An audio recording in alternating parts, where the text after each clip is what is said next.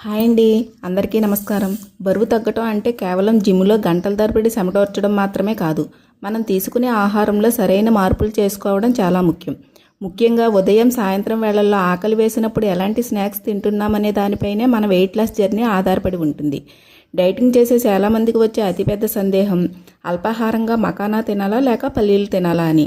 ఈ రెండింటిలో ఏది తక్కువ క్యాలరీలను కలిగి ఉంటుందో, కొవ్వును వేగంగా కరిగిస్తుందో తెలుసుకుందాం. వేరుశనగల్లో ప్రోటీన్, ఫైబర్ పుష్కలంగా ఉంటాయి. ఇవి కడుపుని ఎక్కువసేపు నిండుగా ఉంచి తరచూ ఆకలి వేయకుండా చేస్తాయి. 50 గ్రాముల వేరుశనగల్లో 280 క్యాలరీలు ఉంటాయి. 25.8 గ్రాముల ప్రోటీన్, 8.5 గ్రాముల ఫైబర్ ఉంటాయి. ప్రోటీన్ విషయంలో వేరుశనగలు చాలా ముందున్నాయి.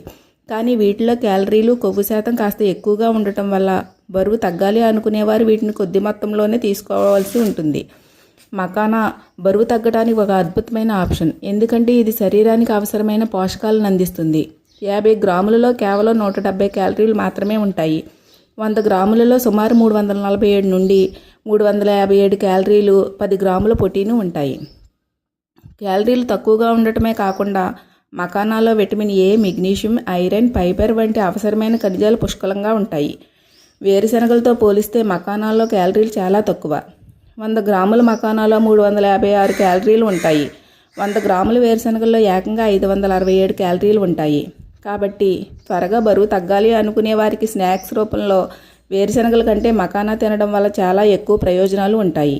ఇలాంటి మరిన్ని హెల్త్ ఇన్ఫర్మేషన్ కోసం సబ్స్క్రైబ్ చేయండి.